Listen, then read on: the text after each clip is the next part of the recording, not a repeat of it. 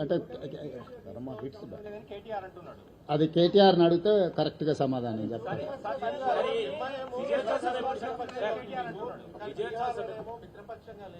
ఇక్కడ మీ కాంగ్రెస్ నేతలే MIM BJP B team అంటున్నారు. ఇక్కడ మిత్రపక్షం బి టీమా మిత్రపక్షమా? ఇక్కడ మిత్రపక్షం ఉంది, బీహార్ లో మిత్రపక్షం లేదు. కాంగ్రెస్ ఓవరాల్ పాలసీ భారతదేశము రాష్ట్రాల సమీకరణ తెలుసు కదా.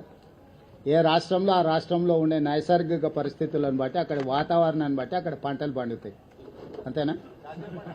అదే జాతీయ పార్టీ కానీ యూనియన్ ఆఫ్ స్టేట్స్ ఇది. జాతీయ పార్టీ కూడా ప్రతి రాష్ట్రానికి ఒక పీసీసీ అధ్యక్షుడిని ఎందుకు వేస్తున్నారు? ఒకే అధ్యక్షుడు జాతీయ స్థాయిలో ఉంటే సరిపోతుంది కదా. ఏ రాష్ట్రాలకు ఆ రాష్ట్రాలకు ఆ స్థానిక పరిస్థితులను బట్టి నిర్ణయాలు తీసుకోవడానికి వెసులుబాటు కాంగ్రెస్ పార్టీ కల్పిస్తుంది. ఆ వెసులుబాటులో భాగంగానే తెలంగాణ రాష్ట్రంలో కాంగ్రెస్ పార్టీ నిర్ణయాలు తీసుకున్నది. మాకు కలిసి వచ్చినందుకు ఎంఐఎంకు మేము ధన్యవాదాలు తెలియజేస్తున్నాం.